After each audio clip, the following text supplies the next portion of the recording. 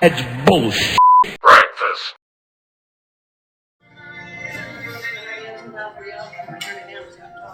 No. Let's do paperwork. We talk so loud, we can get I past hear it. you. I think so loud. I need to know harder than I think. You know, I'm really sad. This is what you scratched out is exactly what I wanted.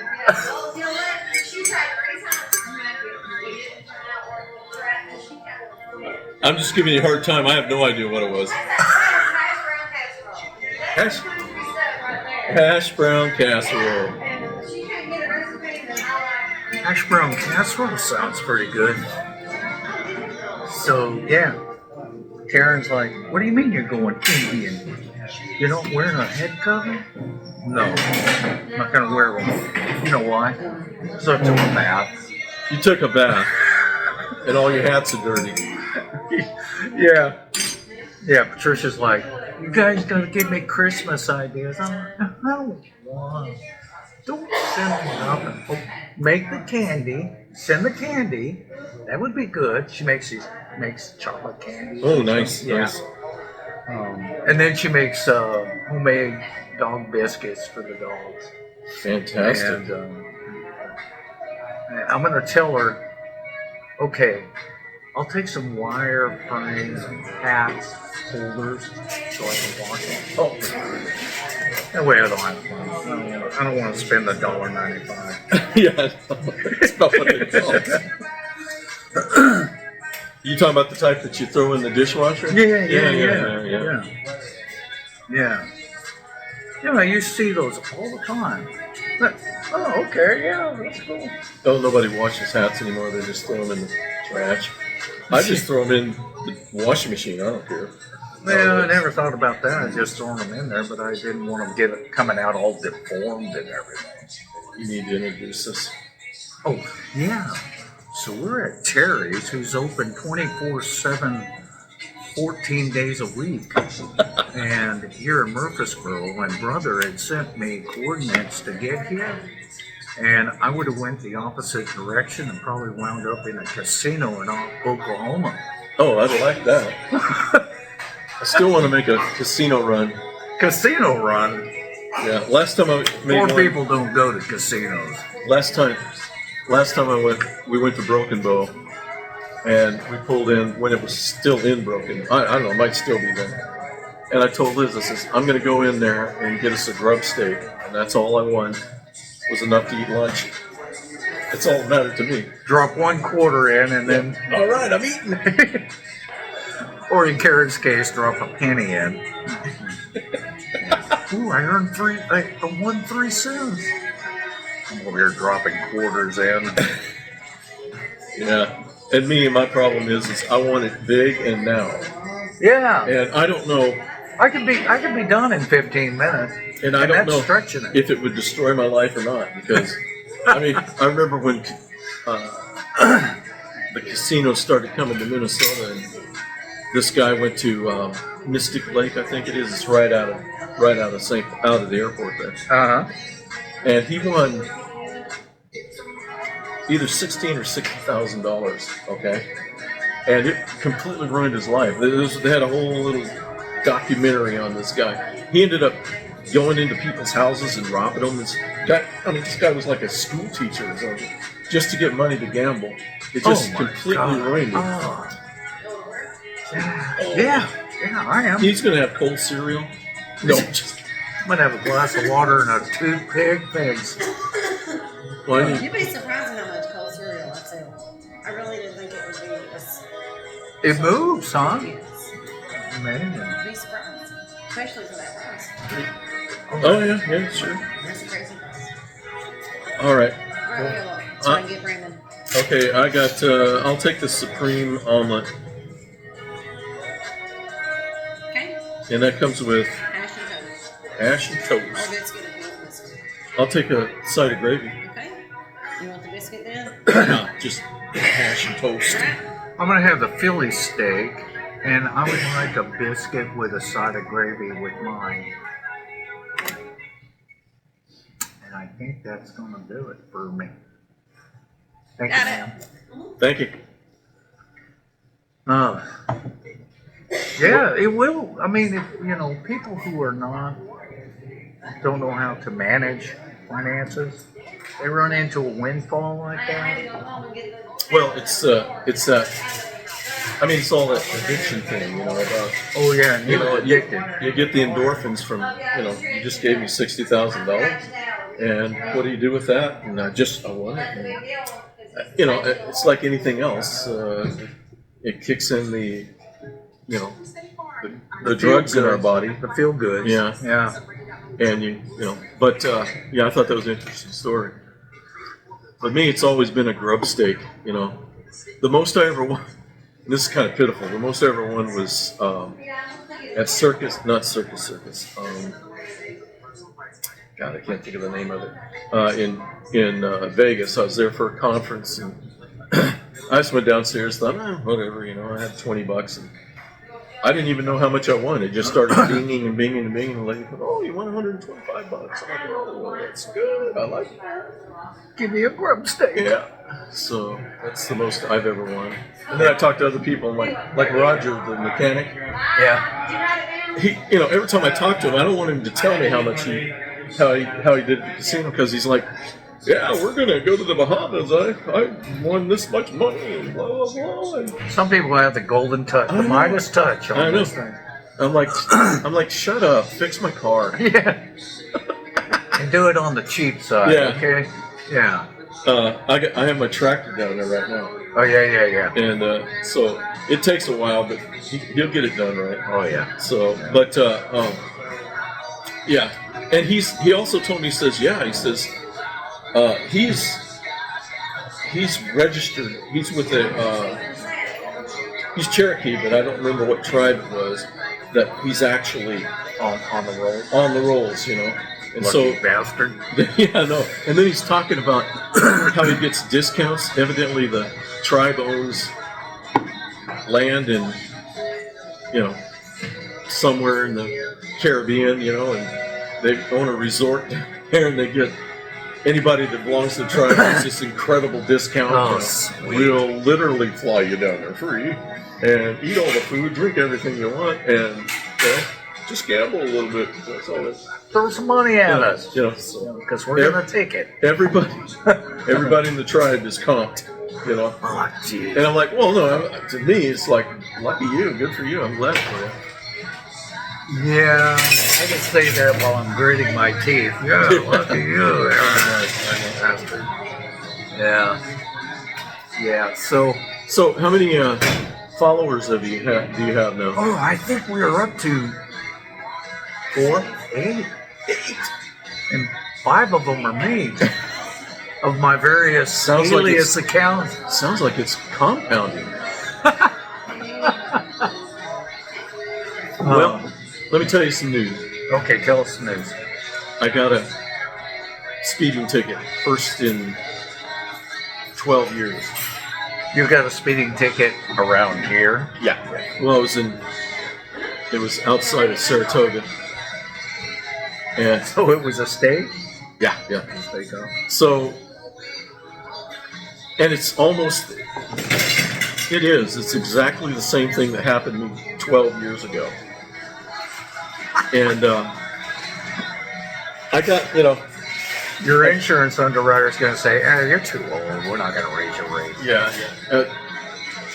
They made the turn to head to Nashville at Saratoga there, and I'm coming down, and this car in front of me is just driving me crazy. They're not just going slow, they're doing that, where am I? Oh, where am I? And I'm like, I'm texting. I don't know. So, anyhow, I thought, well, I'll get over the hill where I can see clear, and once I did, I just sped up real quick to go around him. Well, what I forgot is they had put a 45, 35, 25 for that bridge work that they were doing down there. Oh, okay. And as I come around, I zip back in, but I just got into that zone. And when I pull up to that little light that they had at the bridge, Right. I'm looking at this white SUV, and it says State Police. And I thought, I just wondered. And so, light changes, vehicles take off, this vehicle takes off. And I'm, he zips up, I'm thinking, oh, okay, maybe he didn't. And no, he pulls over, lets me get by, pulls me over. So I got me a speeding ticket. Oh my God. Doing 47 and a 45? Doing 72 and a 45. Ooh, Yeah. burn! Yeah. Because like I said, I'm just going to get around this guy, And so, And so now, it's kind of changed my life. How did it change your life? I'm going to make everybody go slow behind me because I'm driving 55. Whatever the speed limit is, I'm driving it. Oh. And you ain't going to get no mercy from me. You want to go around me? Go ahead. Oh. So, anyhow, and it's not other people's fault. He has a little white car, so avoid him. Yeah. Because So- he'll make you obey the law. So, it was, bad mistake on my part. It wasn't, I accept all the blame because it was my fault. And then the second thing is, There's more? 3 weeks. I think it's 3 weeks ago. No wonder he hadn't got his fishing license. Yeah. 3 weeks ago, they had an auction up in Hope. Okay. And I'm like, I'm going to go because they had some bush hogs for sale. And I thought, well, I'm going to go up there and get me a bush hog, And I recommend this to anybody. You need farm equipment. Go to one of those. Yeah. You're going to get stuff cheap. And I got me a nice, it's old, but it's one of those that, chop down trees, whatever. This thing is a mean sucker. Oh, okay. Heavy duty, all this stuff. None of that medium. Single? Yeah. Bush hog? Yeah, that's all I could push with that truck. So I went there for that, and so the auction started out down where the barns and stuff were at, Right. all this stuff. And I asked the lady, I'm like, after I got the bush hog, bid for it and won, I says, you said something about the house and everything. He says, oh yeah, there's stuff up in the house goods and stuff. Well, that's what I'm into. I'm looking for stuff to do my eating. Yeah. And so I thought, well, I'll have to pay up there anyhow, so I'll just go up there and take a look at it. So I drove up to the house. It was, it's about 400 yards away, and I get up there and I start looking around and everything, and I find some things that I know I can sell. Yeah. Kodak digital one-share cameras. Those yeah. They don't sell for much, but they do move because, like I said, the Chinese are buying all those. Mm-hmm. So it's fine. And then I found you ever heard of a G-Shock watch? They're this bulky watch, supposed to be, real tough and everything, and and they're good watches. They're made by Casio, but they're good watches and everything. Uh-huh. And so they sell, but this one was nice. I'd never seen one with a yellow band, and it was nice. Even had some tags on it. So it was in the bag with all this camera stuff, which had a docking station for printing and all this other stuff. Sure. So I'm like, okay, cool. I'll be going for that. And I was looking through another box with some glassware and stuff, and I looked down and I'm like, wow, there's this big old ring in there. I'll pull it out, it's a gold ring. And, I take my loop out and I look, I'm like, oh, 18 karat gold. Oh, that'd be cool. And then there was a chain in there too. Heavy chain. As a matter of fact, it was 1.2 ounces of chain, gold chain. Ooh, 18 karat. And I'm like, Take that to the pawn shop, have them melted down. well, so I'm like, okay, this is great. And so the way these guys do their thing when it comes, they've already made a ton of money off this other farm equipment and stuff. Right. But they come up there and it was kind of like, the way they do their thing is, it's two old guys, they just sit at a table and they start auctioning off that stuff back and forth, like dueling pianos. You ever been to dueling piano? Sure. So they're, this guy's doing it and this guy's doing it and this guy, and I'm, looking at stuff and everything. Well, they had moved this stuff that I was interested in, over here, and I was definitely interested in that, that gold. And so I'm watching this girl that was helping, because what they do is they'll pretty much clean off the table and then they'll keep feeding it. Yeah. So I'm watching. And finally, she grabs this bag with the camera and G-Shock in it, send it over to this guy, for this guy to auction. And then I see her grab the chain and the ring, and she puts that over there for him to auction. So and I noticed some folks looking at stuff and everything. So I'm sitting back just waiting, and then I see him move this stuff up to the next one while this guy's auctioning up. So I move up, to see, to bid on that. And he starts bidding. He starts to bid out at $10, on the camera and stuff. And no biters. And I'm just waiting to see who I'm going to bid against, right? I'm not going to bid first. And I wait. And nobody bid on that. Oh, that's interesting. So I move up a little more. While I'm doing this, I'm watching. He grabs those 2 gold items and moves them over to the bag where the camera's at. I'm like, oh, that's interesting. And so I'm standing there, and he goes, starts it out with $1. And I go, $1. And he's $1, $2 over here, $2. And nothing. He goes, $1.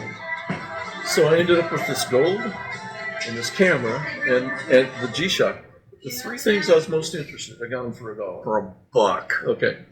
So I'm like, he's like, well, I've got an extra $10 in my pocket. I might as well buy that pooter. Yeah. So, well, that was at a yard sale. Oh, okay. Yeah. Okay. And I just like, what do you want for that? $5? Oh, I could spend that on my brother.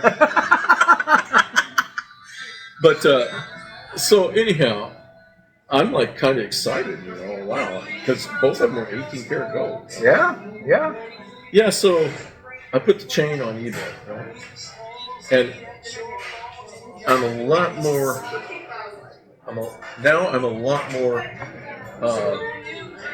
smarter about gold and stuff, okay? But at that time I thought, well, shoot, I don't really know what this is worth, because, I used that scale that you traded, and it does ounces, but it doesn't, it weighed out the chain at 1.2. But it doesn't do grams and stuff like that. When I go to the grams, well, that one would do the grams because it's heavy enough. Right. But if it's really light, you got to go to milligrams. Right. And so I had to buy another scale, a little scale that I can carry with me. Very sensitive, all that stuff. Well, anyhow, what are you weighing with that, fella? Yeah. So I listed this thing. I started the bidding out, because I think I've told you, when I don't understand something, I'll put it for bid and let the market tell me what it is. Right. What's really real. Right. And because if somebody, if there's a bunch of people out there that go, wait. Well, so I listed it at $550 bid. Okay. And 550 meaning 550. Yeah. Okay. And then buy it now for $11.50. Okay. And I thought, okay, well, that's enough to scare people off. Because when I do stuff like that, I'll buy it now, and I'm going to run it up. If you really want it, that's just part of the marketplace. Sure. Well, anyhow, I put that on there. I had just put the thing up to, where I was going to store it to get it. And I get this ching, and I'm thinking, what in the world? And I'm like, oh, somebody bid on it. And I look, I'm like, no, they bought it at $11.50. And I'm like, ooh, I probably listed that a little low. But it cost you $1. Yeah, I know, yes. Yeah. And that's the relief part. Yeah. So, man, I wrapped that up, sold it. Thank you. Thank you, that looks great. Oh, may I have a couple of pats of butter, please? So I, got this thing sold. Well, with eBay, anything, especially jewelry and stuff, there's certain items. Once it goes over $500, they do what's called an authenticity inspection. Yeah, and so it went to Carlsbad, California, Okay. and they authenticate this thing. Okay, I get this message saying later, a few days later, and what they do is, if it's not real or if it's not right, they automatically refund the buyer's money. Okay, and then Fair enough. I basically just pay them back. Fair enough. So anyhow, I get this message saying that it's not qualified, and I'm like, whoa. So I get this box back, get this little note about that it's. Thank you. But what confused me is You want one? no. What confused me is it said it was authentic, okay, but the metal's not right, and so okay, fine. Well, by that time I've already got the ring listed. It sold for $1,300. Okay. Okay. And it didn't qualify either. So I had them both at the house, and I have the capacity to test gold, okay, with an acid test. Right. Well, on the test instructions, you start at 10 karat, right? Go low and take it high. Okay. And it says on there that if you put this 10 karat on that, what you do is you got a ceramic plate and Rub it. you rub it and get some gold on it. And so I, did that. And it says in the instructions, if you put the 10 karat on there and it immediately dissolves it, it's not gold. And I should have done it to start with, but I was just so excited. I'm like, you're not supposed to stamp stuff like that. It's illegal. Right. And I was telling, and it was stamped. It was hallmarked, right? Oh, I mean, it was yeah. stamped. 18 karat, not 18 karat blah blah blah. It was ATK, both of them. It said carat, not romance. Yeah. So anyhow, I when I got them both back, I'm like, you know what? I'm going to test this. I should have done it to start with, and I tested them, and both of them. As soon as I put the 10 karat on there, it immediately dissolved. Oh man. Oh man. Okay. So They were correct. Oh yeah. I mean, that's like I said, that's what I should have done to start with. But I just come on, you don't do that. So I think the old guy knew what it was. They probably already tested it themselves. I was thinking, they're just tired and hot, and they don't want to do this anymore, and this is just house crap, and that's what I'm thinking. No, they knew. But They're not auctioneers for nothing. But you had good feelers for a little bit. Yeah, but you know what it did? It taught me some real good lessons. Now I'm a lot more aware. Yeah. And so that's okay. But that was my little gold experience. Well, and I talked to Dave about it. I told him about the ring and everything. And we were discussing how much it was worth, and all this stuff, because 18 karat was 3/4 gold, Yeah. And so, and I just, like I said, when I had them both, they come back to me. I'm like, you know what? I'm going to test these for myself. And sure enough, it was not gold. So now I have a Rolex, a fake Rolex. I'm storing these things just for lessons' sake.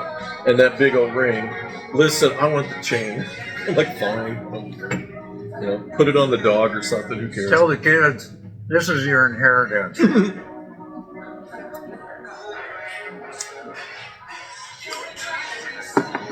Man, that would have set you up for your cruise goal. Yep. Yeah, world came crashing down. Well, nice thing is I paid 30 cents a piece, basically. Right.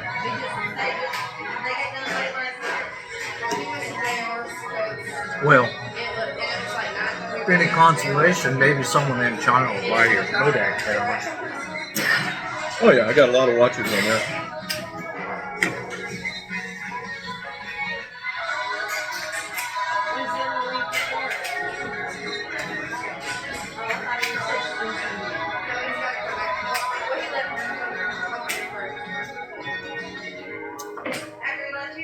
But yeah,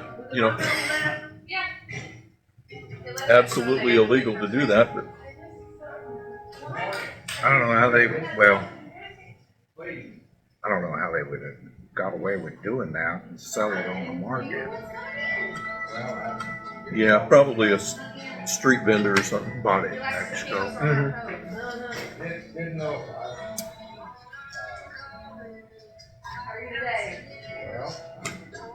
So I'm learning a lot. Mm-hmm. Well, and the fact that eBay will often, do an authenticity test, Well, and that's a good thing. oh yeah, and I appreciate that. That's why I hear people complaining how much they charge for services and fees, and I'm like, you can't. That's a one-stop shop. I can pay for that. Yeah.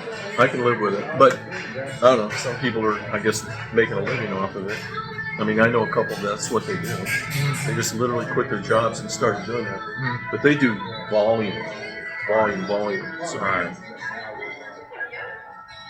okay. T-shirt time. Wait, somebody tell me what that means. Yep. You electronics folks will get it. Because it took me, well, I used the wrong word. I mean, I was right, but I wasn't right. You said resistor. I'm like, that's a resistor. What does a resistor do? Well, it resists. Okay.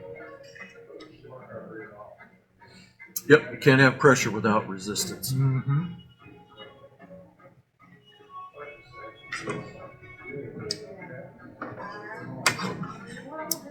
So those are two things that Those are fascinating stories. well, hope you heard it before the phone fell over. Okay, he bought fake jewelry, thought it was real, tried to sell it as real, committing fraud, and got dinged by eBay, and then he finally tested it himself. He went off ignorant. There's been so much, fraud in the past, like Rolexes. Any watch, whatever kind it is, it's a high-end watch, that immediately goes. Yeah, I don't know if there's a. I like that. I don't know if there's a price on kicks it off, but yeah, if you're going to buy through eBay, it's safe because what's going to happen is, say you decide you want to buy a Rolex or a Seafarer or whatever those are. It immediately goes to these experts, and they know their stuff. And it, like, if it's a Rolex and it's fake, because even Dave and I were talking about it. Dave bought a fake Rolex, right?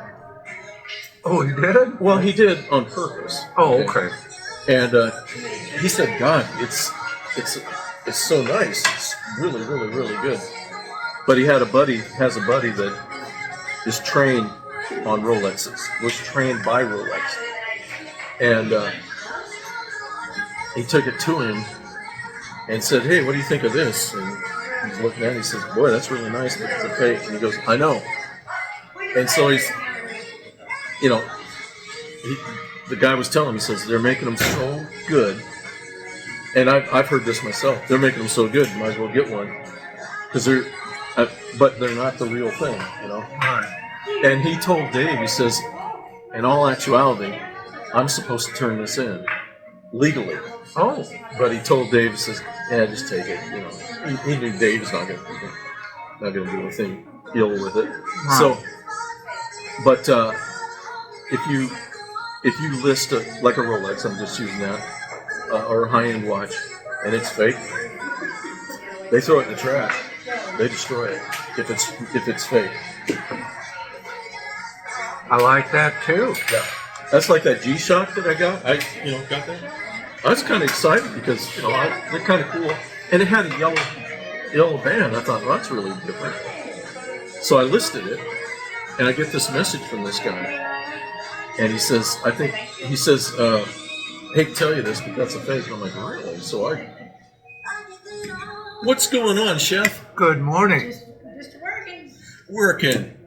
Well, you did absolutely Yeah, you really fabulous worked on this on omelet this. This is here. good. Thank you. Thank you. Very good. Was there a hint of cinnamon in there? No, I started to put some in there. Should have done it. I should have just Just a- sipped a little in there.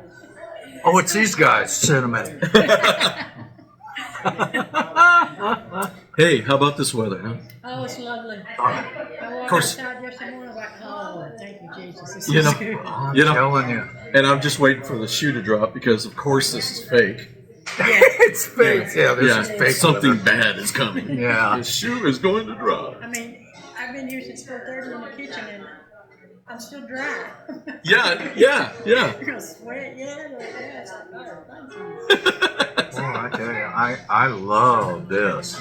This is it. Me and my friend were talking the other day and said, you know, when we were growing up, we had seasons. Yeah. I mean, you Right. yeah. Now it's like wake up and guess what? You never know. And this is the kind of September, weather that I remember. Yeah, Right. yeah. Man, it got to September. Summer's done. See you later. Yeah, we're not gonna see no more Yeah. until next year. Yeah, but But then we're gonna go right down into winter and like we're supposed to. yeah. Yeah, it ain't gonna be that right now. Oh well. This is Well, one of those signs. Look, yeah, I know. sunshine come back bright and Yeah. Everybody's happy, but they don't trust anything. This is that window where the electric bill goes down a little bit because you're not using air conditioner or heater. Yeah. No.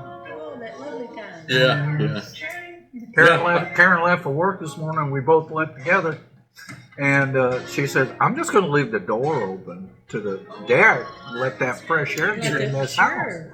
That's what I did in the den. I just left the window open last night, and wow, the When whole I got house. home or yesterday afternoon, my back door was open, my front door was open, my windows, my husband was there. I said, oh, thank you. Let that air just come through. Yeah, it's refreshing. Air out that house, and I'm not the, but you know how when it's cold, you got your house all shut up. Yeah. Yeah. So now it's just, oh. Yeah. This is when you can live. Get used to it.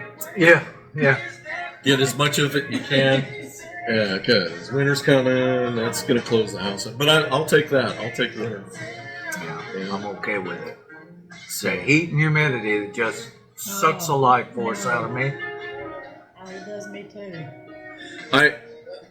I put in an add-on to the house, and with it, I had to put a second unit on because the first unit couldn't handle that extra. So that was fine. But it's a heat pump just like the other unit, and those are nice. But I've decided. I told my wife. I says, if we have to change out that heat pump, we're putting an air conditioner on. And she's like, what? Yeah. I says, I don't care. I want it cool. Good morning. Because when it gets to 100 and 102, that portion of the house, except for the bedroom, because I learned something about houses down here. Don't put windows on your west side of your house, because I had to put up a nuclear curtain to keep the sun. Because I thought, oh, nice, gonna have sunshine and everything. No, I forgot about the sun burning holes in you. So I've had to put a nuclear curtain, because if you don't do that, you're never going to be able to take a nap. No. No, nothing. Nothing yet. No. So anyhow, I told her, I says, if we have to change that out, we're putting an air conditioner. Yeah. I says, because where our bedroom's at, it's an open room, but one side is taken care of by the main unit, because that was the original part of the house. And so I says, if we need heat, we'll just use that and put more blankets on, because I want air conditioning, And the heat pump doesn't do it. There's a certain level that it just can't overcome it, And that's okay, I understand. Now, they compensate that for the cold by emergency heat, which runs your bill up, Right. So I'd rather be cold. That's I can always put another layer We on it. have a unit, there's the rest of the house, like I said, my bedroom, I have a window unit just Yeah. because I work in the heat all day, I'd be banging from the home, and my poor husband's usually wrapped up over on this side, right? Yeah, well, that's his problem. Yeah. Get another blanket. Put another blanket on, buddy. Of course, he had a heart attack, but he takes a blood thinner, so that doesn't help Oh, sure. So him and the little poodle, they stay wrapped up on this side, and I got the other side. Oh, I man. might just lay down. You and me the same. My wife, she's like, I'm cold. See, life is good. Life is good. My daughter-in-law, she's from India, okay, and you can never get it hot enough for her, you know.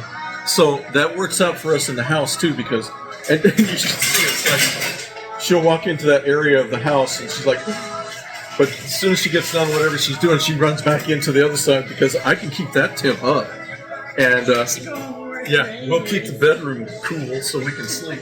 So it works out good for us.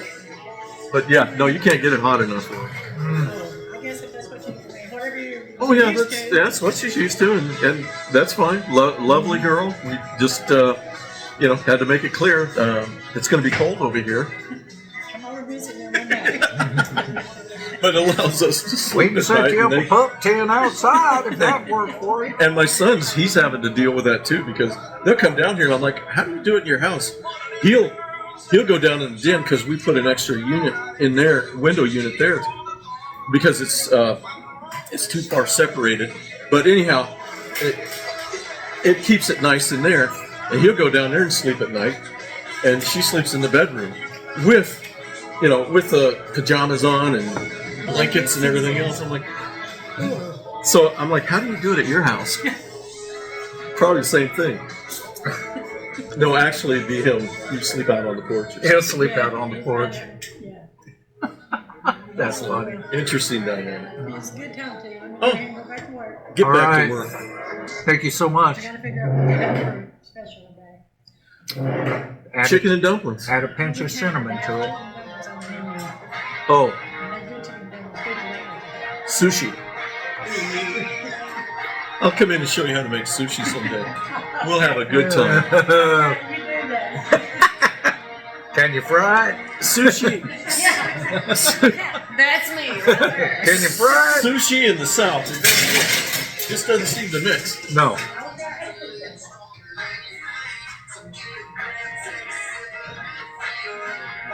That's funny.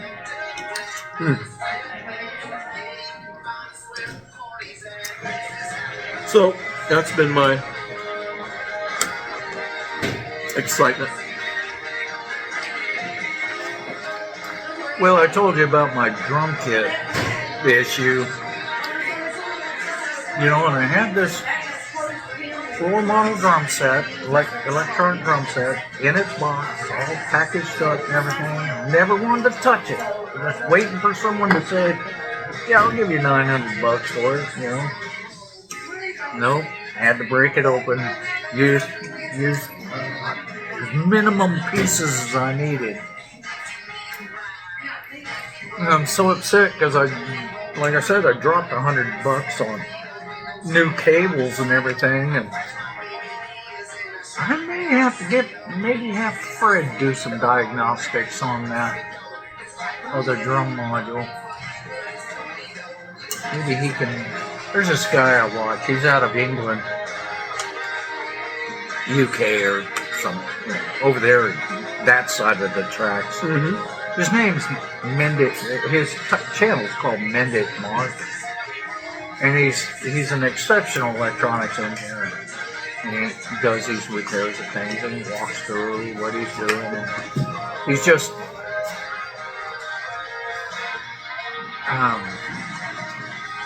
good at it. Mm-hmm. I mean, he's just really good at it.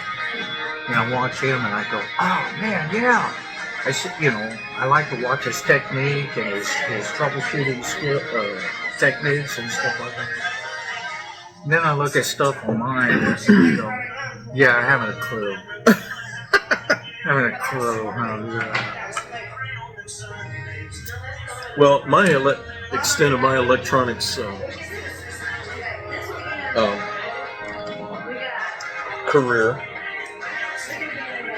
was I got promoted to an electronic technician, but all we did was Change light bulbs. change light bulbs and cards. No, we did absolutely no component level work, but we still had to be certified, at component level soldering and stuff. Oh, that was a pain in the butt. I couldn't tell you how to do it if I wanted to now. Well, and that was one of the things. I'm not a component level repair guy. I couldn't do it. And is that mine or yours? Couldn't do it.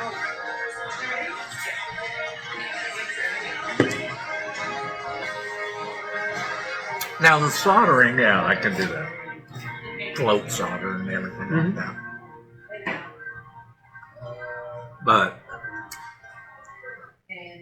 I have guys come in, well, can you do this? Well, yeah, could. I don't wanna. I don't wanna solder that.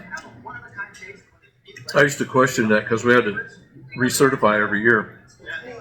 I remember the last time I had to do it. Because, okay, we're working on nuclear certified equipment, okay? And I get it. Yeah, you want that to be right, you know? And Yeah, basically. but that's not what we were doing, you know? We were pulling drawers, taking them into the E-Lab at the base, and just pulling out cards and putting new cards in, you know? Because all those cards, even though I worked what they call depot, even though I worked for the depot back in Ogden, Utah, that's where they did all that work. You know, that's what they did. They did component level. I remember telling the guy that, come in to certify us all, I said, you guys are just doing this so you can have a TDY somewhere. You know? And he looks at me and kind of smiles. Yeah, it's kind of like that. I says, because we don't do any of this. Right. And if we had to be in a position, if we were put in a position where it would be necessary, you're not going to let us do it. And he goes, yeah, that's right. So it was just something for people to do.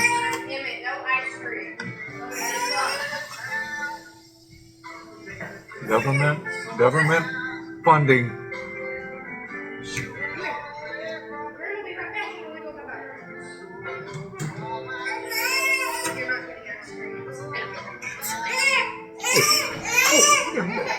He does protest too much. Mama, I want to play. Oh.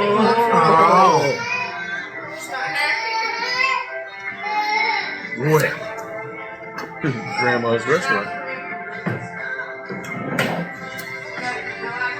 He's going to say, I'm going to remember this when you're old and need me. Remember when Mom and Dad had that donut shop? Oh, yeah. Dumb name. Green spot. I remember. You remember that big snow we had? I was just going to say it had a killer hill behind it. Oh yeah. Well, that dumped 4 feet of snow. Yeah. In. It was like 24 hours. That was like 67, 5, 6. Yeah. 6, yeah. And of course that was a flat roof. Yeah. And so we went up there, and it was Ted and I were up on top of the roof pushing snow off.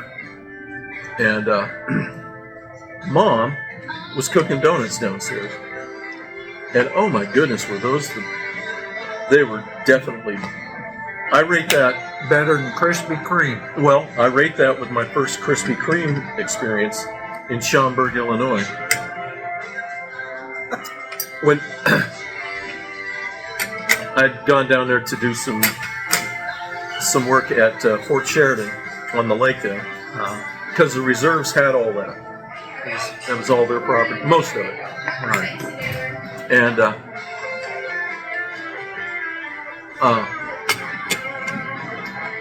hey, where's your thing? I saw a meme says at that game, what they call it a game, the Ouija board is for 8 years old and up, okay? But they can't buy beer. They can call spirit. That was the idea. Yeah, they can call up a spirit if they want. You got to use your phone to let it move on. So I don't guess we could come over and call up spirits and, you know, you got to touch the board.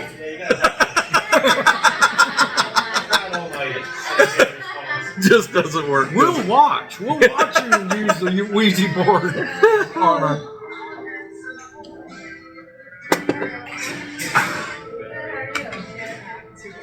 So, I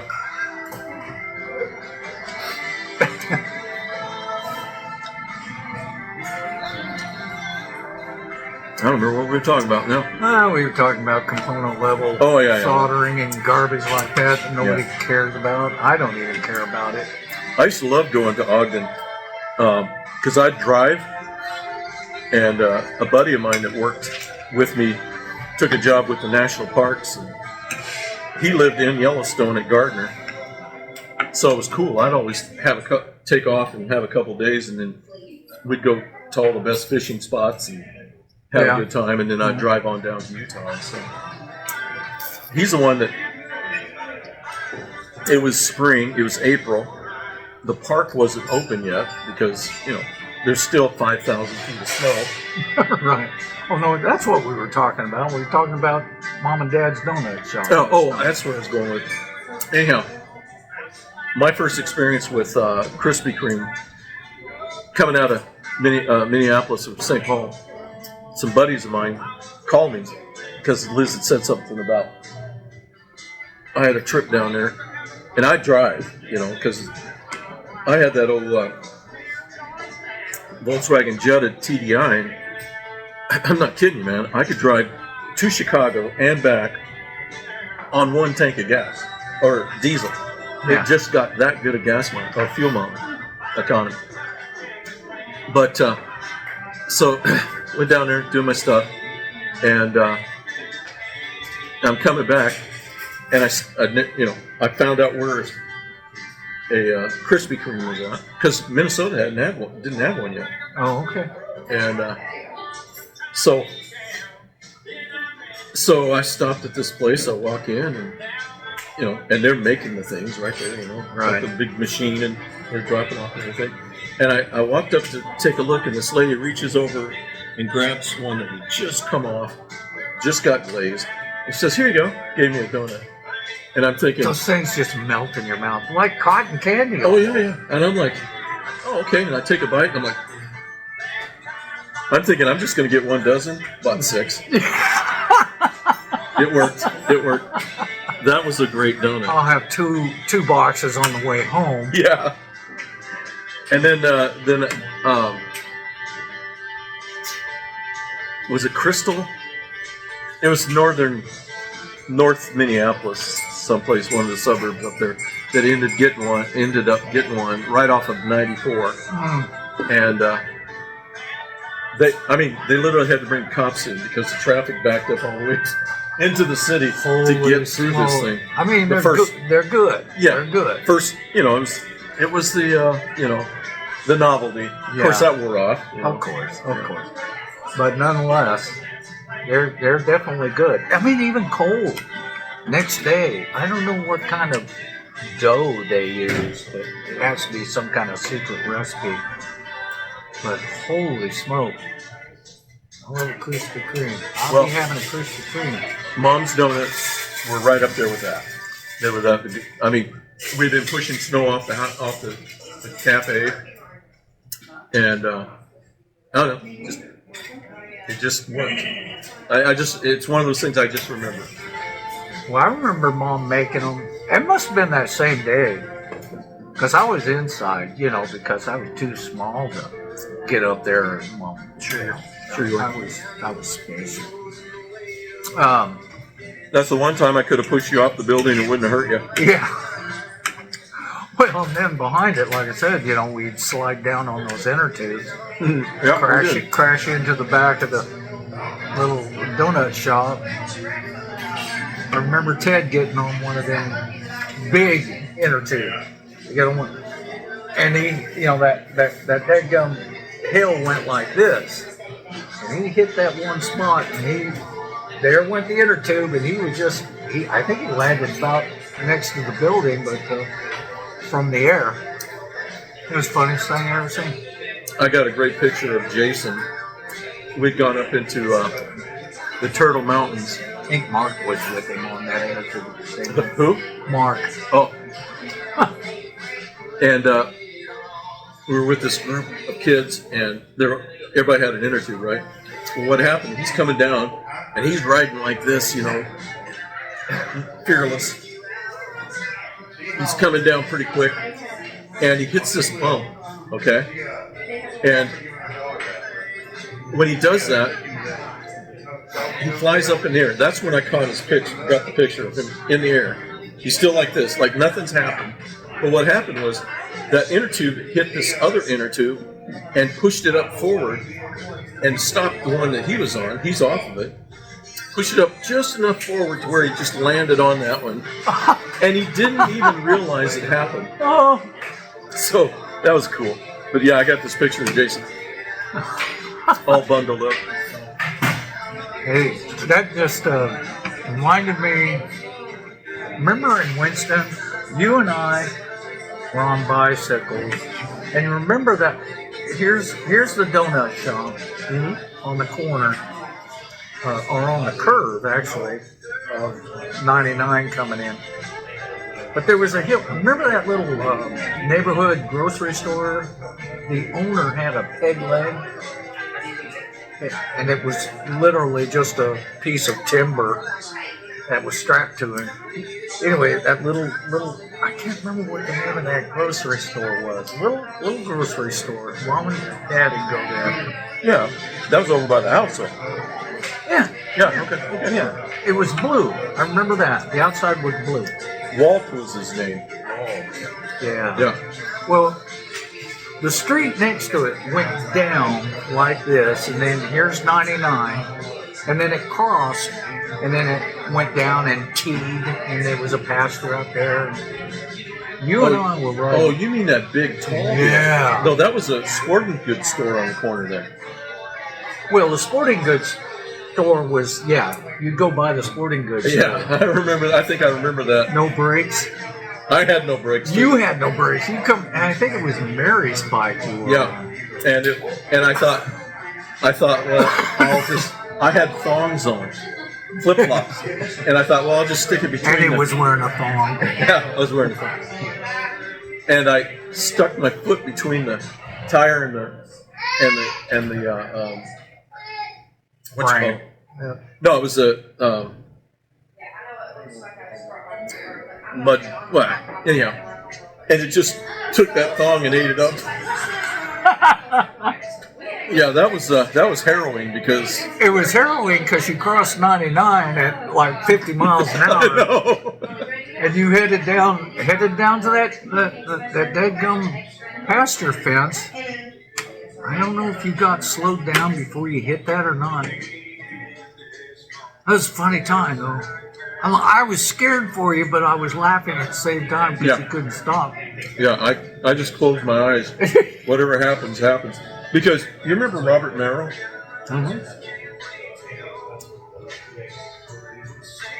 Right past the bank right past the sporting goods store was Douglas National Bank. Yeah. On the hill. Yeah. He was going up there to put some money in because he did what I used to do, mow lawns and stuff. And he was going up to put some money into his account.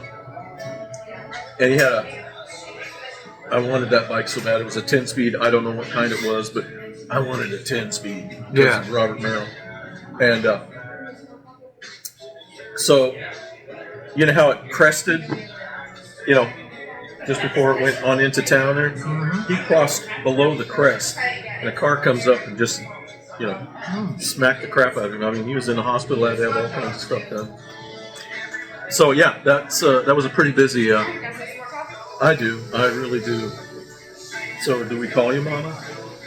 No, see, I'm not even supposed to be here. I'm just helping out. Well, Just helping out. Well, good for you. She had to go home to get something for me, so I guess it's the least I could do. Well, it is. Well, it's a fair trade. It's a Fair trade. what a good daughter. Yeah. I I tried. Mine wouldn't. If you're watching, Tia, mine won't. There's 7 of us, so I'm trying to get favorite daughter status. Where are you at in the pecking order? Third. You're the third. Yeah, So- we range from 31 to 10, so You know, you know what I tell my daughter? That I'm building up my store of diapers so she can take care of me. Yeah. Well, there's enough of us. I'm sure we'll just bounce around. Oh, We come from a family of 7. Yeah. Yeah. Well, we enjoy it, but it's funny now because the younger ones have our kids to kind of grow up because they're growing up. So Right. she's got. I think the youngest one became an aunt at 1. So. We kind of had that situation. Yeah. I mean, I had I've got nephews that are older than me.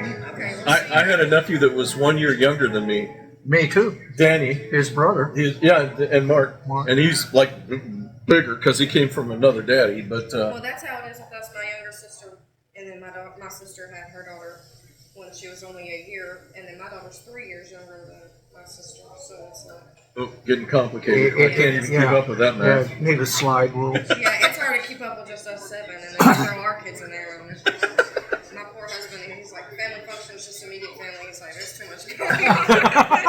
It's hard. He's like, no. We know the dynamics. Yeah, we know the dynamic. So, yeah, that was terrifying. Yeah. It does stick to me. It's right up there with the level of my first skinny dipping with Canute Christian. Canute. Me with our own sister. Yeah. I told Dave asked me, he says, "Do you guys have breakfast?" Oh, yeah. He says, "You're going to love it." We talked about our first skinny dipping. I says, my first was with the neighbor girl, and Dennis's was his sister. He starts laughing. And Diane can't defend herself No. now, so I own the story. Yeah, so anyhow. Oh, jeez. That was Well, we always have something to say, don't we? well, and if we don't, we make it up. It's always called BS breakfast. Yeah. We embellish a little bit. A Yeah. little. Yeah, just a little bit. Just to give it flavor. You know. Yeah. I wonder if they still swim down at the South Umpqua where we did on the bridge there. If it hadn't dried up, I would Well, say, yeah. You remember you'd start in June or May and start swimming down there. And then, what was it, around middle of July you had to stop because, what they call it? The water was, Poison? well, I forgot, there was a term they used, but it was, the bacteria level got a little high. Leeches and Yeah, because everybody was dumping everything. then those little worms that would crawl up your little tallywhacker. Yeah, that's in South America. Oh, that wasn't here. Yeah, but it's all the stuff the mills pumped in and all that other stuff. I remember us fishing. We were definitely downstream. Donnie and I went fishing down by Ford's Mill, in past Dillard there, and that's where they pumped whatever excess glue and stuff because it was a plywood plant. Creosote. And oh my goodness, man, those catfish, those mud cats were just big and fat and loving that stuff, and you could catch Three them. eyes. Yeah. And I remember we caught, oh my God, I think we caught probably about 30 of these things. Don's dad come pick us up and took them back to the house and everything. And that's when I realized, I don't know if I like fishing so much because you had to skin these suckers. So we got through all that, and then I took some home, and Mom cooked them up, and it tastes just like that glue. Mom's like, ew. I'm like, okay, no more of that. Yeah, no more Ford Spawn bluefish. The last best catfish that I have had, that I caught, was when we lived out in San Angelo. And because of one of the guys that was on my staff, his wife's aunt had lived there, had been there. Her husband was a big rancher, and her cousin had this 4,000-acre ranch, and stuff. Well, on it, he had one of those, what they call them tanks, but this was all concrete. Big, tall concrete pool where the windmill pumped water into it all the time. Oh, And so he said, "Hey, let's go fishing down at the tank." And I'm like, "Oh, really? What do you do?" Well, I'm like, It's like fish in a barrel. "Yeah." Well, I didn't realize they're as tall as the ceiling, you know. But we managed to get up on it, and then it's this wide concrete all the way around. But the water was real good, and I caught 2 catfish off that thing. They were, they're about this big, and took them up to the house, and they had bought some at the store. They were farm raised cat to cover everybody. So we, that's when everybody realized you don't have to skin them, just fillet them. And so we filleted them up and everything. But I said I want to make sure I get at least one of these, just to say I caught it and ate it. So cooked them up. They made hush puppies, did all the stuff. And when it came time, I said, "So is that the ones I caught?" "Yeah, because I'm the only one that caught fish. Look at me, everybody's fishing, and I catch fish." Here's my badge. So anyhow, I grabbed one of those, and it was good, really nice, really flavorful, nice. And then I tried one of the farm raised ones. I mean, you could taste the bottom of that mud hole they were in, So, I guess catfish just really transfer what they're eating. Well, I tell you, I told you I went to the OK landing. OK landing there yeah. between Saratoga, and I caught that one catfish, and I mean there was something not right about this catfish. I'm telling you, I'm like, dude, I wouldn't eat you anyway, but I'm just saying, there's something kind of wrong with you. I don't know what they're spilling in this dadgum Millwood Lake, but you're eating it, whatever it is, and it's definitely a reflection of your complexion. I don't think they spill anything in it anymore, but back in the day, you can only imagine with OK out there. Yeah. But I'll tell you something that is really delicious as far as I'm concerned. It's called, some people call them ling catfish, ling, L-I-N-G. Oh, okay. But they're actually ling cod. Okay. The term is freshwater cod. So it has scales.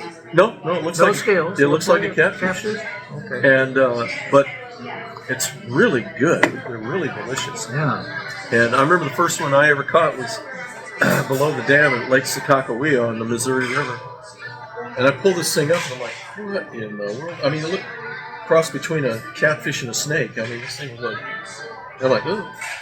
And this guy goes, "Oh, that's a ling. That's a ling cod." I'm like, "Really?" He says, "They're actually really good." And I'm like, "Okay." Took it home. Wow. Really delicious. Huh. And they have them here, too. You know what I'd like to do? I'd like to do camping one of these days. You want to what? Camp. Good for you, because I ain't going to do it. Yeah, Karen's idea of camping is no room service.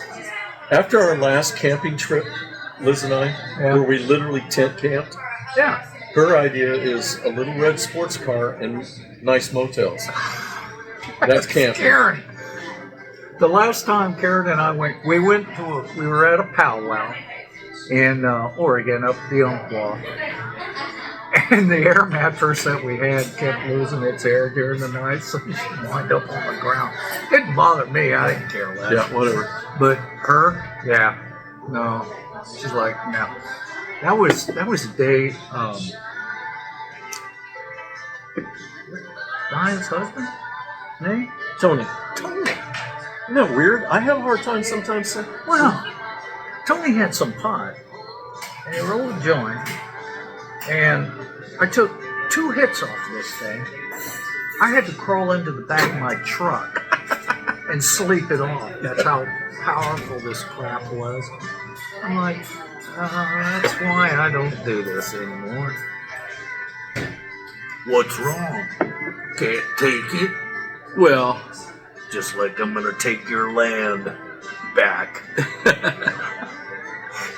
Him and Diane, they pulled up to our, we lived on Whitson. They pulled their 5th wheel down by the barn. And he comes up and he said, or I'm down there talking and helping him get it all set up. He says, I come back to take my land. Good man. Good I man. said, you wait right here. I'm going to go to the house. I'll be right back.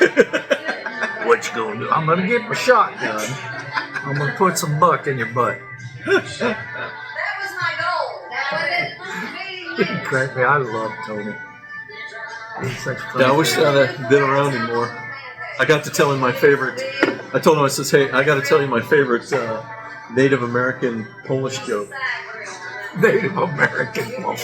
He starts laughing. He says, okay, what is it? And it's the joke about this guy sits down on an airplane, sits right next to this incredibly gorgeous model. She was a model.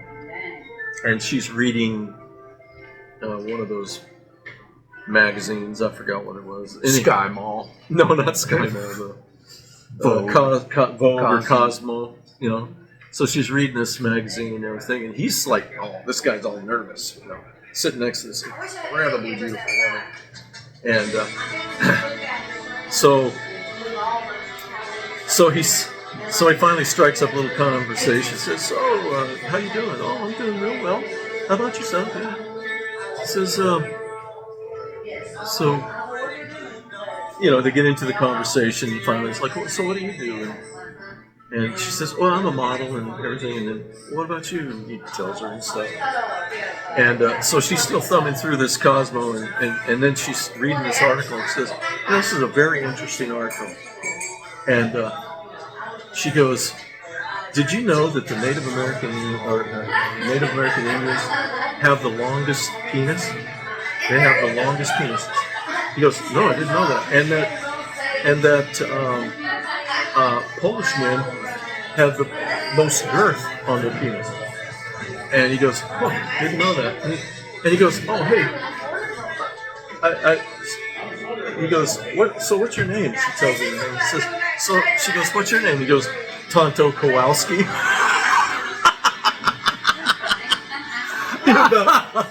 Tony about fell on the floor on that one. Who was it? Oh, it was Travis. Travis was telling me one day, he says Tony and him and a couple other fellows were outside and decided they needed to take a pee. Travis pulls his little wanker out and he's peeing, and Tony pulls out his rope. And Travis is like, holy smoke! No wonder Diane Mama married you. Tonto Kowalski. Tonto Kowalski, that is funny. I'll have to remember that. Yeah, he got a real kick out of that. That's a good story.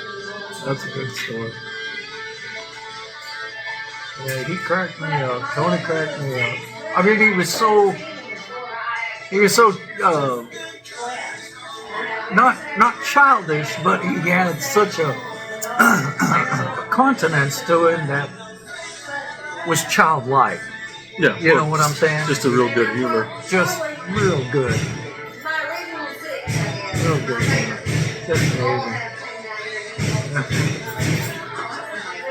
I wonder Diane married. I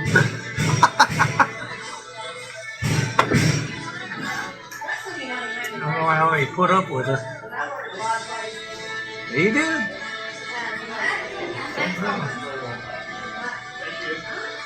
Yes, he did. Our sister, she was strong-headed. Is that what you call it? Yeah. That was a polite way of putting it. I'll never forget when we were still living in that. I don't know what the street is, but the place next to the pear orchard. So Russell Street. I don't know. I was Diane, too young to remember it. well, I can still remember my first bus. Bus 36. Literally would come to the house, make that thing, and come back down. It would drive past me, make the loop, and then come down, and then I'd get on. But you know, Because the in the door driveway. was on the correct side, yeah. So, Where you had to cross the street. well, the driveway. But anyhow, we were out there playing, doing something, and I got something in my eye. Okay, and I'm like, oh. Diane's like, oh, let me look. And she raises my eye up and says, oh, yeah, I see it. hold on. She runs in the house, comes back out, and she's got a toothpick. Oh, I thought she was going to have a spoon. And I'm not talking about the little dull ones with the flat, you know. No, these are the.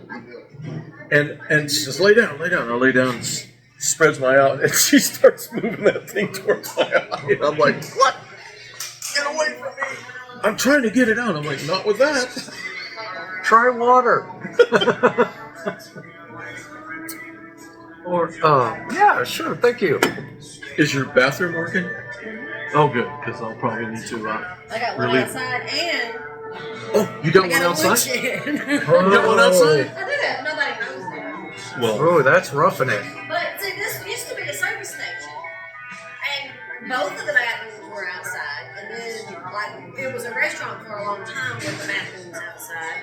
And then they closed in one of the bathrooms because they didn't have any way to get access to the second one because they're the way they're set up. So they closed it in and made no, one wait. Let me get this straight.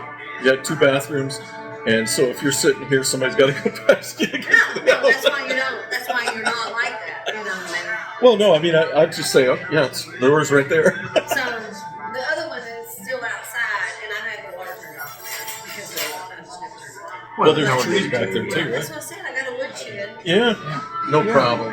Yeah, Hey, we're in the country. yeah. We're in Murfreesboro. We can do that. As long as the tourists stay over on the diamond side. Leave the locals over here. You know, that's one of the things you got to learn about, you know, especially tourist town, you know, is talk to the locals. So, how many diamonds you found? None, because I don't go out there. You know, That's digging like us the when- dirt there. It's like us when we lived in St. Paul. You know, I'd meet people and they're like, oh, so what do you think of the Mall of America?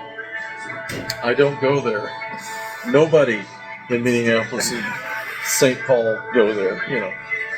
Well, even and what was I always found interesting in Oregon.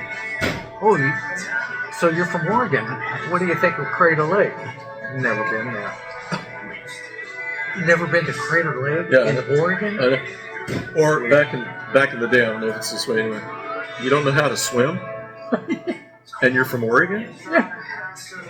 That's like Frank. Frank didn't know how to swim, and he was in the Navy. Yeah, but he was from Texas, That's true. so Yeah. yeah, that doesn't mean float. you know how to swim. He could float. But yeah, I can remember. I remember meeting a guy from Oregon in the military. I'm like, somehow we got on that subject, and it's like, you don't know how to swim, and you're from Oregon?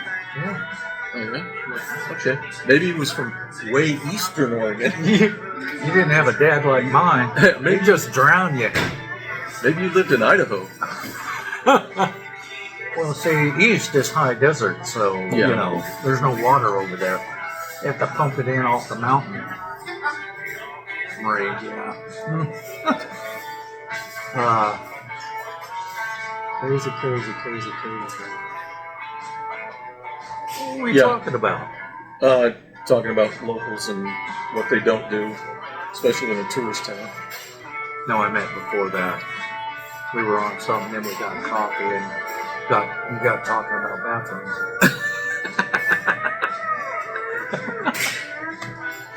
I was thinking about when she said this was a garage. Two restaurants that I recall that I liked. One was in Depot Bay, and we for On some the wharf? no, it was on a street, but it was right closed. But that's where Dad always went if we went there to get clam chowder, and it was an old gas station. They I know the literally- place. Yeah, they that literally opened up the I door. thought that was on the wharf. No, it was one street over, Okay. and because it was an old gas station, you know, on the old main street or whatever.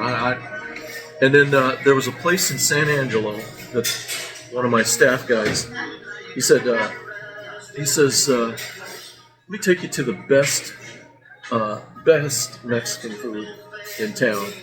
And okay, yes, sir. So we go down to this place, and it's just an old gas station. And we go inside, And I mean, there's all these little ladies back there in where one of the garages at, making tortillas. Oh, you know? man. And that's where I had my first medio litro. You know, the Mexican Coca-Cola that they made with sugar and not with corn syrup. No. The real Coke. But that food was amazing. And then they strained a few coca leaves and put in there. You know, we went Real to Coke. we went. I took Liz. Oh, I had another conference in Atlanta. That's when I worked for the reserves. That's where the headquarters is at in Atlanta.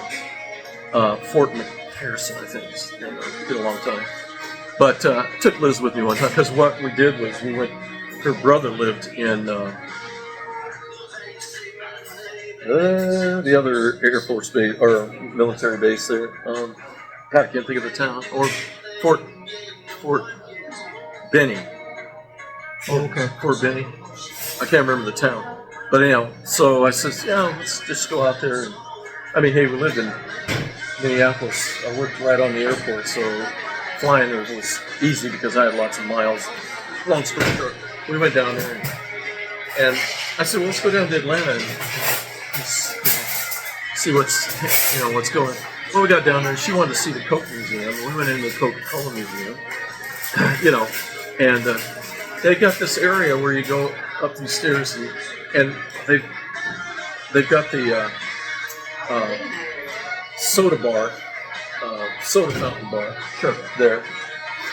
And we sit down, they've got a guy that's going to make this stuff up for you. And I'm thinking, oh, that's cool.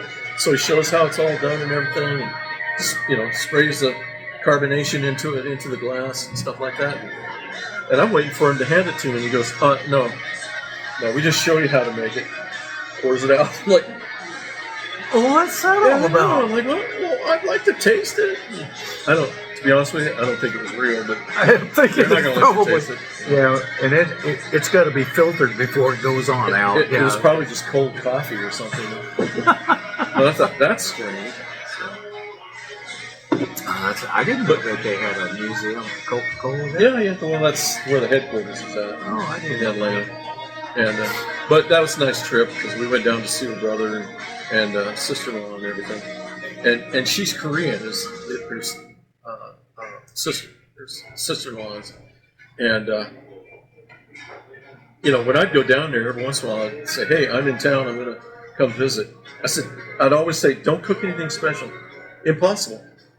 I'd go and there'd be a spread that would fill that big table right there of Korean food. And, of course, I'm in the neighborhood. Well, since you've made all this, I'm going to eat a bunch. I'm going to respect that. Then she'd send a bunch back, for me to take back to the hotel.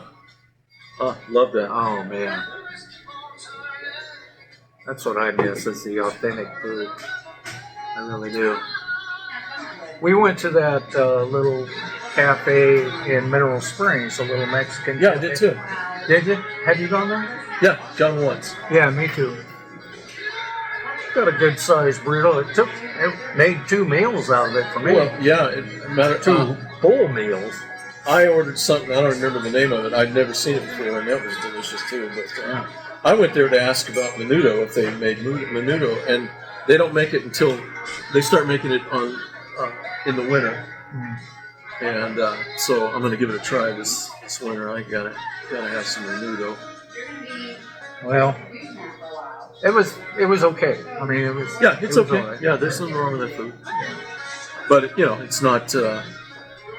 It's not Olga's. Well, Olga's is Olga's. Her menudo is outstanding. Outstanding. I haven't gone there in a while. Karen, last night, she says, I want to go out and eat. I said, why? Because I don't want to have to clean up. I said, I usually clean up. Well, I don't want to have to make, I usually make stuff. Well, I don't want to. Yeah, you're not hearing me. Yeah, you're not getting this. You're not catching where I'm going. Yeah. And she goes, I said, well, where do you want to go? She says, what choices do we have? We have Mexican, or Chinese. Yeah. And we get to leave, and I go, let's go have Chinese. Have you been to the that one just out of town, the Fisherman's Wharf or whatever. Fisherman's Cove. Cove, yeah. We went on Sunday a few weeks back, and I was surprised.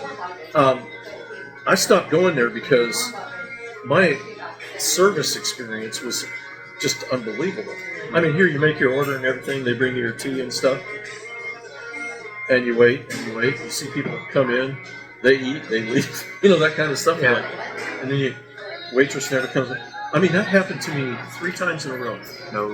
And I said, that's enough. And then Liz, to verify, she went out with Melvin and her cousin, and they did the same thing. I'm like, maybe they know us or something. I don't know. But we went there on Sunday, and they changed up their menu a bit. And it looks like they've hired enough staff to, make a difference. And so, I tried their seafood gumbo, and it wasn't too bad. And then they had a calamari. I don't know if you like calamari, but they had a calamari appetizer that wasn't bad at all. And Liz had a salad that was good, and we got good service. So they might have cleaned up their act a little bit, because if it was happening to me, it was happening to a lot of people. They just didn't care. Well, and that's why I stopped going there, is because the price point for what you were getting. I mean, I can buy a big can of green beans for $3 and get the same thing instead of paying $8. Yeah. I'm like, nah. Yeah, and the thing is you go to Glenwood now. They're Fisherman's Cove. They have the buffet all the time. Yeah. And there's like 40 teenagers running around working, and they do a good job. Yeah. So they, maybe because it's so landlocked, it's the only place the girls can get a job or whatever, but Right. they do a great job. Glenwood's I like Glenwood. place is really, really good. I love going there. The food's really I like good. their little Italian restaurant too. I've tried that. Yeah, I've done that too. And it's not bad at all. No, it's not. It's not bad. And I've told you how I test an Italian place if I've never been there. I always just order spaghetti with marinara, their marinara sauce. And that's how I did the first time I was there, and it was really good. Yeah. And that's, if it's not good, if you can't get that squared away, then I'm not going to try any of that other fancy stuff you got, because you're not going to get that right either. What's the owner's name? Kevin? Oh, I don't know. Anyway, I'd ordered at Fisherman's Cove the prime rib. Now, I like prime rib that's juicy, little red, Yeah. but it's juicy. They apparently smoke it, and it's That dries it up. dry. Yeah. It's like that. It's like eating this. Yeah. Before Western Sizzling went out of business, they would every once in a while have a prime rib special that you paid $25 and have all the prime rib you want. And they actually did a pretty good job.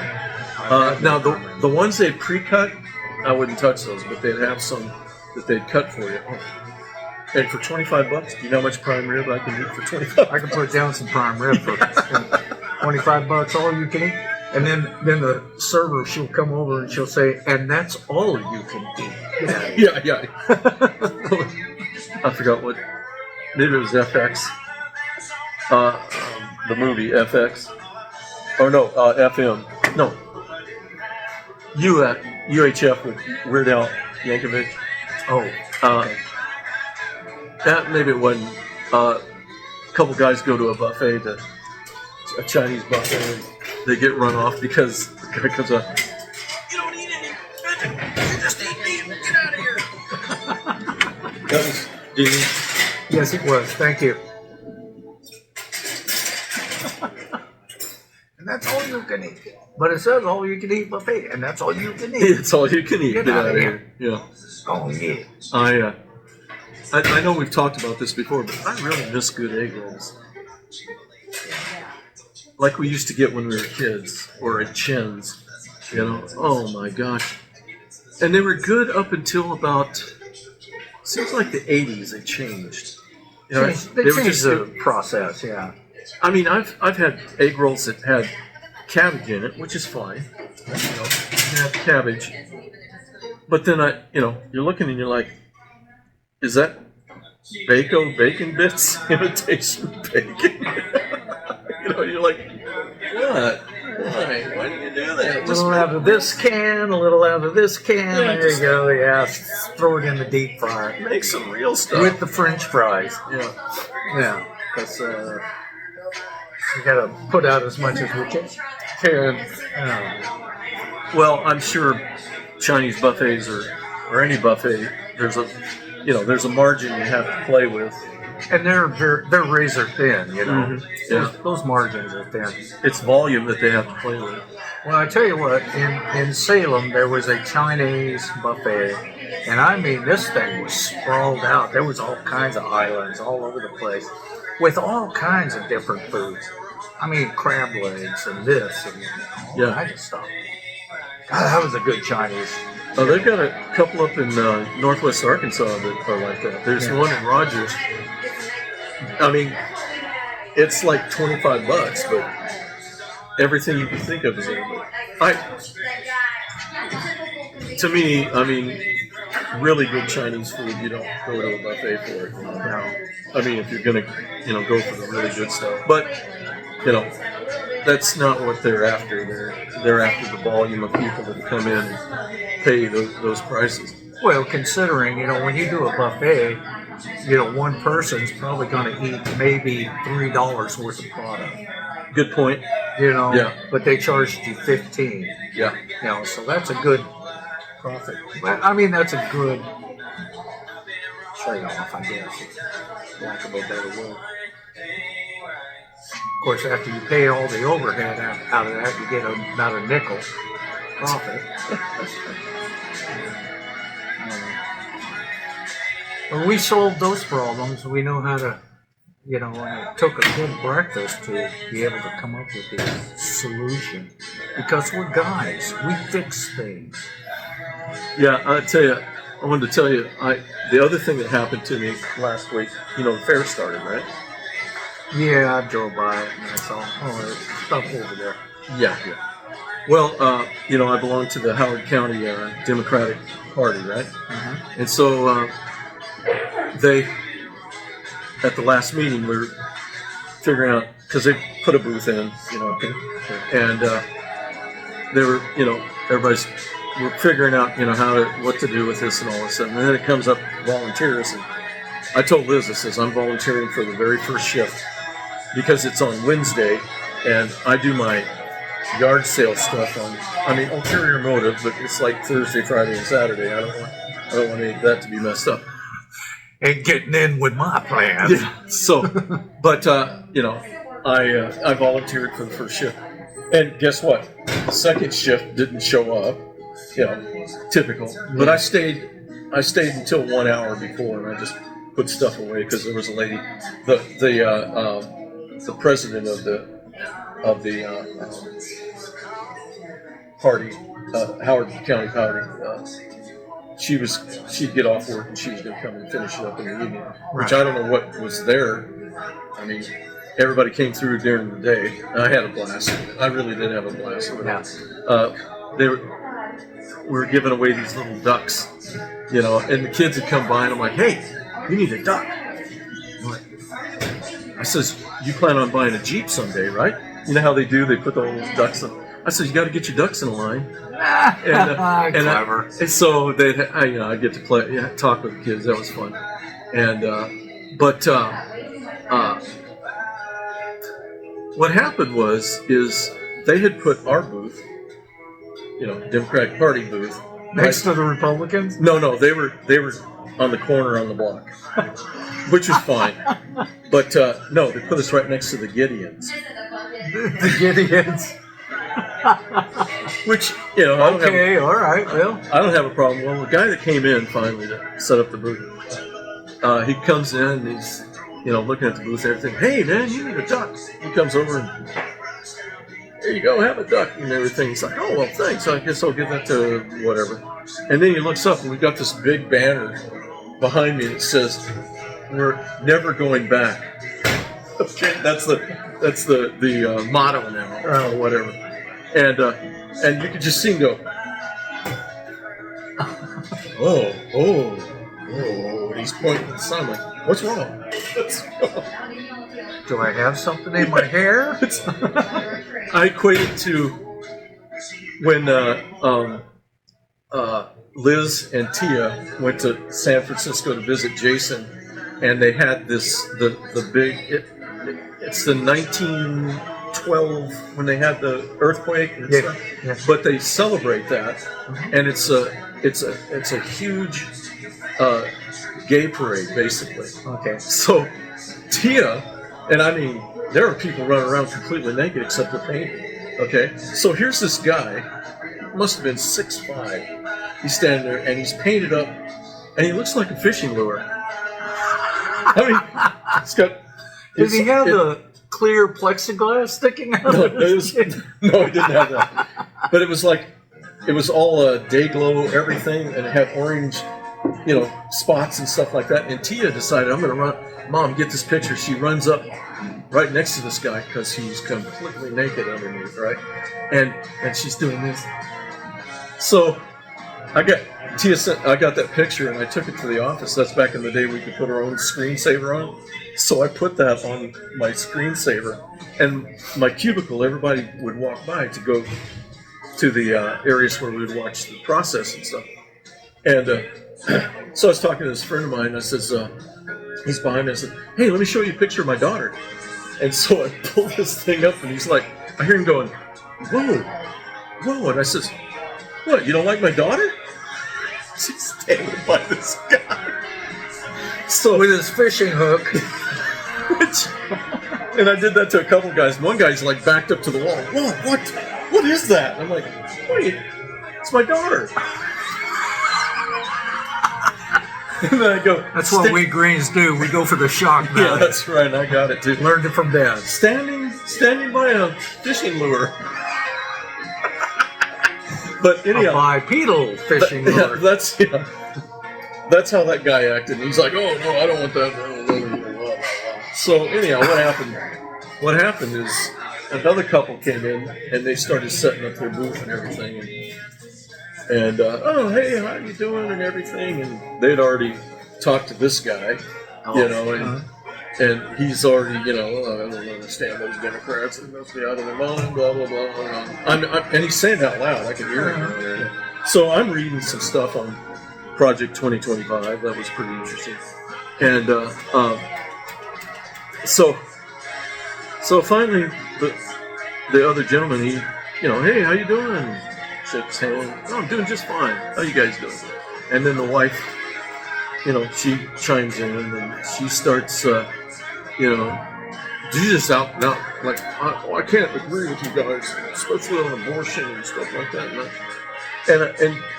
And I'd said something to her, and then I said, I was going to ask her a question about abortion, and she says, "I'm not going to listen to anybody, and I'm not going to listen to you." And I'm like, "Okay, that's fine." Have a duck. Yeah, well, so I just kind of go around it, all this.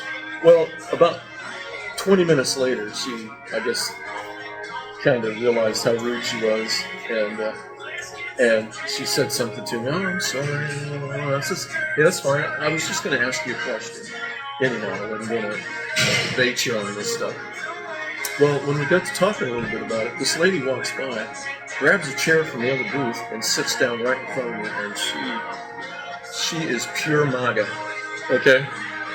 Down the rabbit hole, everything, the whole thing. And it was good for me because I've been wanting to debate, pure MAGA, and I got to, and it was awesome. Because, nobody's changing anybody. Okay, it's not going to happen. But if you could have a civil discussion. Yeah, and she wanted to keep it mutually respectful. Yeah. And I learned something because I thought that, I've read some things about, Arkansas and how it's like the last state in the country for women's health care and stuff like that. And I says, and that was the question I was going to ask the lady. Was, Arkansas is having, the last stat I read, we've had 41 women in this state die because they didn't get the health care that they needed. But it doesn't matter. I mean, I just wanted to ask her what she thought of that. And this lady, boy, she chimed in. I said, yeah, it says, it's 6 weeks and, there's no extras to it. Mm-hmm. And my question was, well, what would you do if your daughter, needed something? And she goes, well, that's not true. And I says, yeah, I think it is. It's just, well, you need to Google it. And this was the constant thing. Everything they're saying, you got to Google it. Finally, I told him, I said, why should I? It just kind of blew away. But I looked that up, and sure enough, if the mother's in danger, it could be extenuating circumstances. Yeah, but the problem is, and I didn't say this to her, but the stuff I was reading, yes, you can do that. It can be done. But the language is so vague, the doctors are afraid to do it. Of course. But I wasn't going to say that. But I enjoyed it. We literally talked back and forth. I mean, I got to some points where I'm like, that's bull. And I don't think they've been pushed back like that. And they're like, oh, they didn't know.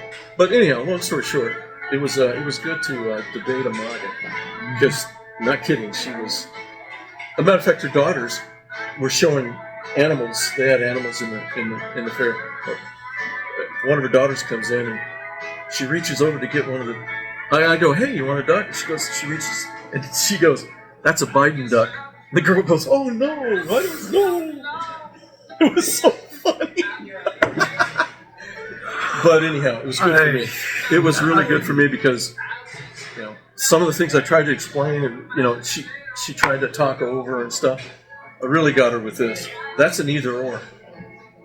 You're either oring this. Because I'd ask a question and then they'd defer to something else. And I'm like, that's not what I asked you. Yeah. So you're either oring this. Oh, no, I'm not. So it was fun. I had fun.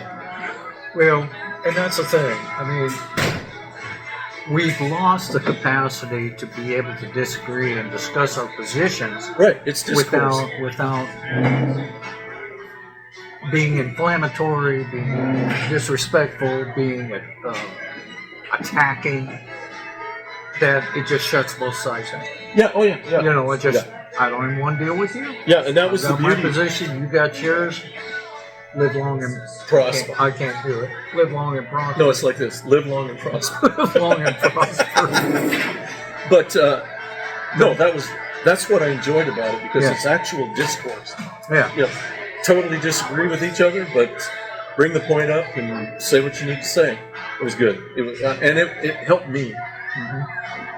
So yeah, that was and the whole place that we were in that little fair barn thing. Okay, the whole place was listening to us. Were you inside inside that one building? Yeah, that building? And I mean, I'm looking over at some friends of mine, and they're like, one lady, she walked by twice. But I was being tag teamed by the three of them. The man, wife, and her. Right. And that even made it better. Because, they'd say something, and I'm like, the first time I went, that's bull. No, it's not. Google it. I'm like, why should I? I'm not going to do it. Everything's on Google. Hey, man, have a good time. Hope you're not from here. Bring your money. So I was that was really interesting and fun. And that's the one thing I wish Nashville would do is have a debate team to teach kids how to argue. I mean, hey, you remember Dad talking about, the Church of Christ were the best debaters. Remember all that? His favorite story was when and that's what people did. They'd go see the churches, debate each other. Yeah. And his favorite story was they had a Methodist preacher there, and he had a stack of papers, and then they had the Church of Christ guy and all this stuff, and the Methodist guy went first, a little, introduced himself, blah, blah, blah. And big crowd, right? That's the way it worked. I mean, didn't have TV, so. Right. And so Dad's favorite thing was, he made all this statement, had all these papers all proper and everything, and the Church of Christ guy gets up, and the first thing he does is he makes this big thing and swings over and knocks all his papers on the floor. And they're all properly correlated, but Yeah. they're not page numbered. Yep, not anymore. Oh, shoot, now I gotta read through all this crap. Big win. It's all about the win. Got the W. Well, probably should get out of here. Yeah, guess we better go. Gotta go to Walmart today. We've run off all the customers. We outlived them all. Monday, first day of the week usually turns out like this. Well, good. We'll keep that in mind so we don't draw too much attention. We'd like to get out of town live. Oh, you're not from around here? Spend your money. So was that your grandbaby running around here? Yeah, that's my daughter. She works here. She's supposed to work today. But her husband's in the Air Force Reserves. And this is his first time since he swapped over. So he had to go to Abilene this weekend. So she had base duty. Dias Air Force Base. Yeah, you know what they fly out of there? E3s and E4s. You know what those are? The big one. Yeah, they're He was the one, and he loaded bombs on the big one. He No. was the top dog bomb loader. no, they got a B. That's B1s. That's bombers. But they also fly the spook ships out of there. The big ones that listens to everybody, like our conversation now, and Yeah, like- NSA stuff and all that. Has a big saucer on top of it? No, well they might have those now, but I imagine the E3s are that way. But the E4s are big 747s, and they're all white. Oh, yeah. Yeah. But yeah, Dias Air Force Base, they got what we used to call, where I came from, lawn darts. That's what you called the B1. Looks like a lawn dart. Is he a flyer? No, he loaded bombs. Bomb loader. Oh, so he's a W.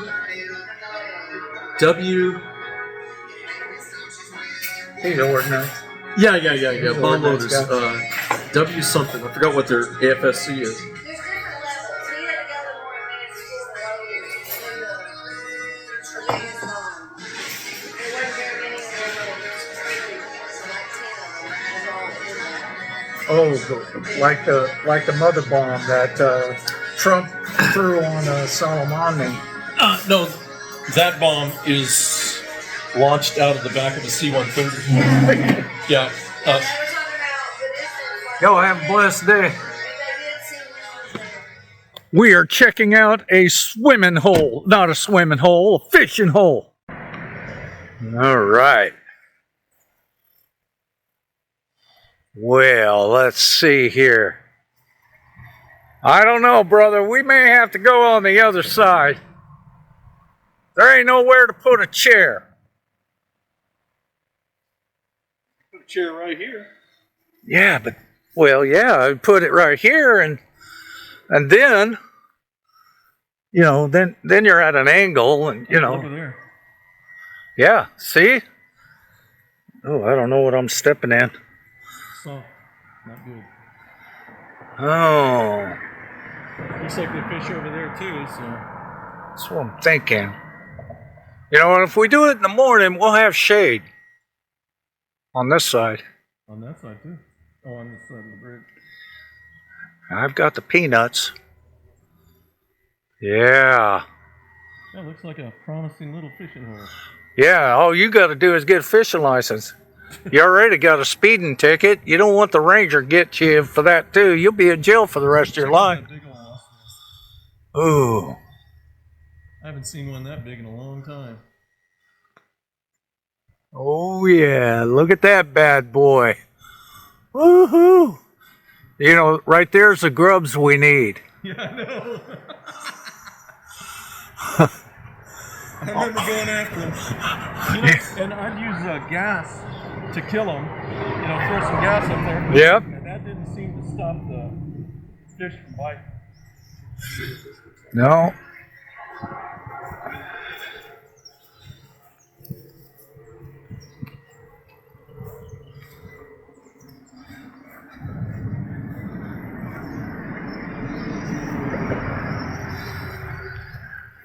Oh, we're roughing it now.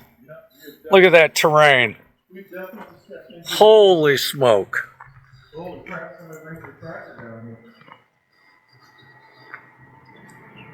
Look at all the doodle bug holes.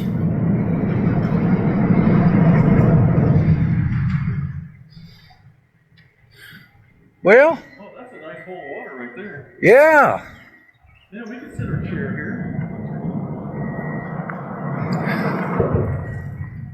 Yeah, you got the knees to come down now. Look, oh, there's a chair already in the water. Right there. Yep. So somebody already brought a chair down here and then they slid off and had to swim across. And I bet there's a fish in this mud hole. Well, I've seen a couple jump. Not biggies, but oh, there's one in the water right there. He was asking for it. A little Oh, minnow. don't let me get you. I'll get you and make you as bait. You're asking for it, buddy. Yeah. Showing yourself like that. Yeah. Bopper Martin, huh? It feels so good. I think we can either do this side or that side. Obviously, one or the other. Let's go look at the other side. Let's go look at the other side. We're going to go look at the other side here. Look at these knees go. Yeah. All kinds of doodle bugs around here. Wonder who the bopper is. That can't be the bopper. The big bopper. Look at all these. What are all these bugs? Or is that? They're they're cocoons. So, fishing bait, huh? Yeah. What are those? I don't know. This is like They're not the locusts.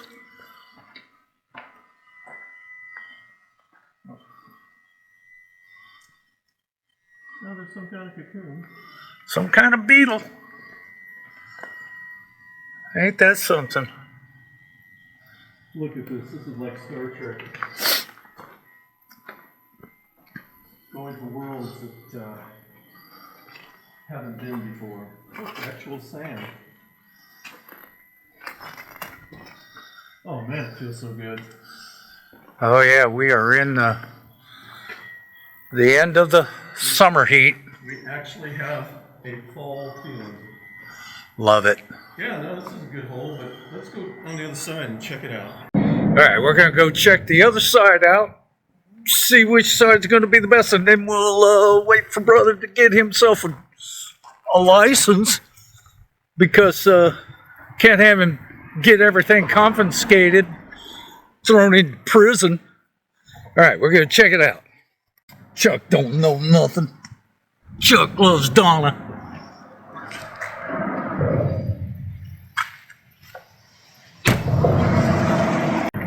Chuck loves Donna. Joe says that's the only thing he understands. Well, they definitely fished this little spot. See, now this has got some optimum chair sitting Look at that. Man. right here. Oh yeah, This is Marvin Green territory. this is it right here. You know, you just get away from that twig right there. Boy, yeah, got it right here. Yeah. Yep. I used to have one of those flotation devices that you could fish with, and I'd fish. I'd float out in the little ponds and stuff with that thing. That was cool. Oh yeah. Oh, right there, right there. There's about a 14-foot catfish right there. Just wagged his tail. Yeah, just look at all that open water over there. And if we had a flat Oh, God. base boat We've with got a it started troller, now. with a troller motor, Little John boat. it's all we need. I wonder if you have to have a license for a John boat. Oh.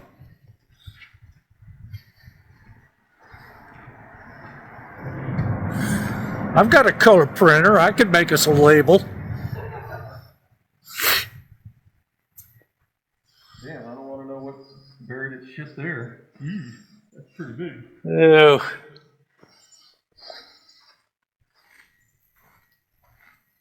Oh, yeah. So you fish this side in the evening, I guess. Yeah, this is evening side fishing right here. Oh yeah. Lily pads, look at that.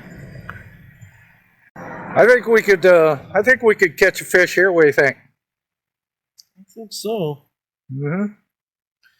All we need. Evidently, they don't want us on that side of the. My fuel thing is over here, so I had to pull in. There's only an open spot, and I had to drag the hose over to fill it up, which no big deal. Oh, right? tell me you didn't do that. Yeah, I did. I just took the hose and stuck it in here, right? So I filled it up, and there's this lady that pulled up right behind me, you know, and waiting for me to get done and everything. And so I get done, and we go into Sam's. It was at Sam's. Uh-huh. And we go into Sam's, and we're walking around and everything. I come out into the main aisle, and there's this lady with her basket, and she kind of catches up to me. Liz is right behind me, and I'm wanting to go down this aisle, but she's like on this side, and I kind of speed up a little bit to get in front of her. Uh-huh. And she speeds up, and then I slow down and everything to let her get by, and she does it. And then finally she stops and she says, "I was right behind you when you were filling up your car." And I'm like, "Oh, out there?" And she goes, "Yeah." And she says, "I really liked your stickers that you got on the back of your car." She's talking about these. The Biden sticker. Yeah, and the human rights sticker. Uh-huh. And I said, "Oh, well, okay." And she says, "You make me want to get me some, but I'm so afraid to do it." I'm like, I says, "Yeah, there are some crazies out there." She says, "And I live around a bunch of them." And I'm like, "Yeah, so do I." Like my brother. Yeah, like my brother. So I just want to tell you that story. Maybe you can put that in. Okay.